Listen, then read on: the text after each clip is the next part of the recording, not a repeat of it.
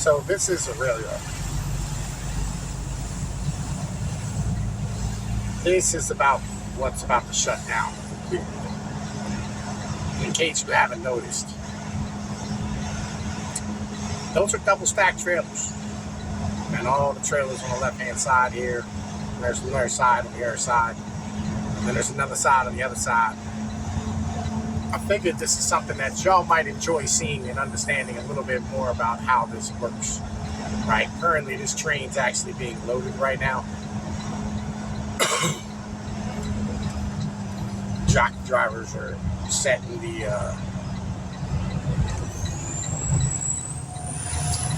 chassis in the back into the holes.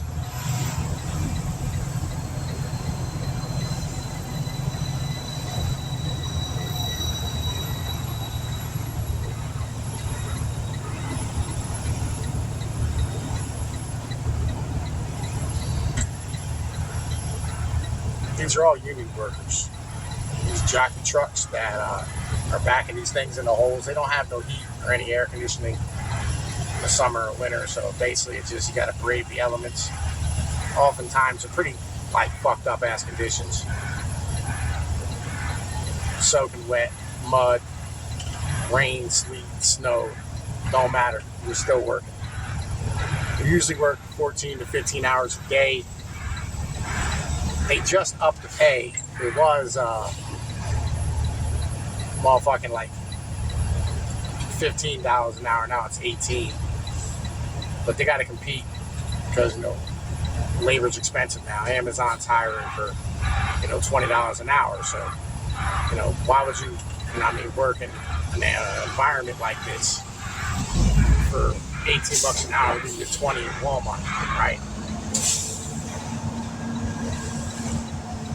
And this is what the railroads are bitching about. They don't want to raise their prices for how much they cost to move these boxes across the country. Right? At the end of the day. That's just the reality of shit. Because labor's costing them way more.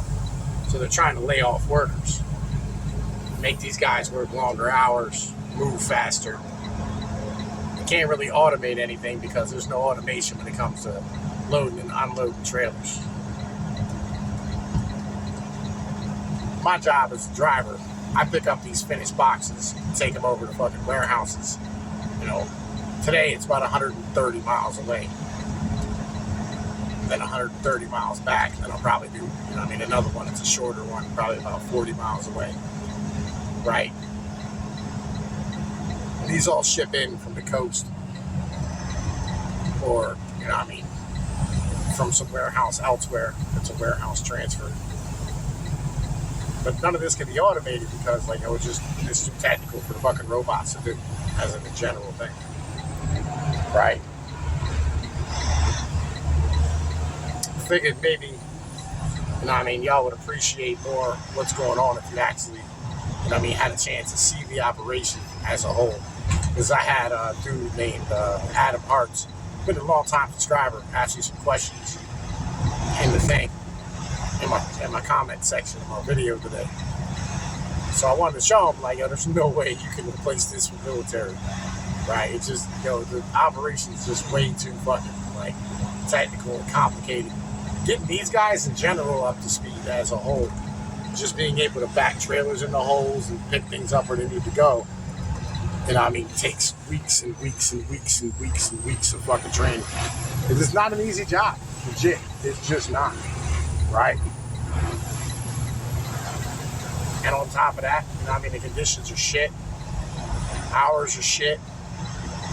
Environment's shit.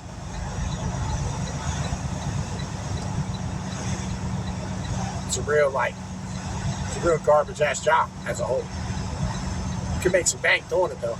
I know a lot of guys who are single, living real well, bought houses, whole nine. But I figured, y'all would appreciate an actual tour of what the deal was. Have a real conversation about things. The reality is if pay goes up, labor demands go up. And these are companies that are heavily labor intensive, fuels intensive. You know, like, and they can't raise prices because they're worried about the fact that, you know, they already operate on like a 3% margin. Because, you know, rail's expensive to operate. All these fucking things here, they have like airlocks in between them and shit, right? And they have to maintain all this stuff on these fucking chassis. And, you know what I mean, they got to sit here and like go through and do all this shit, right? They have to make sure everything's up to code and inspected because, you know, it's the rail's responsibility. And that's at every rail yard. Doesn't matter whether it's BSNF or BNSF or, you know what I mean, whether it's CSX or whether it's Norfolk Southern. All of these things legitimately, right, have to be maintained. And maintenance is expensive. Equipment's expensive. Government costs are expensive. Regulation's expensive. Labor's expensive. They're not making a killing doing this shit. They're just not. Right? And that's because they refuse to raise prices because they're trying to stay competitive.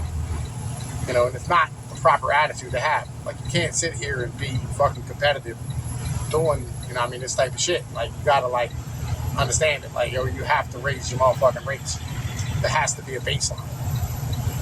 That's kind of where, like, the post office fucks everything because the post office will ship a package across the country for $1, right? They cost everybody else, you know what I mean, $20 a do. Because, like, yo, it just costs money. The post office is government subsidized. Post office needs to get out of free, as in general thing. It's fucking everything up. And that's the beginning of it, right? The rest of it is, as in a general thing, everybody needs to agree to raise their fucking prices. Understand, like, yo, cost of living goes up. Everything else has to go up with it. That's how it operates.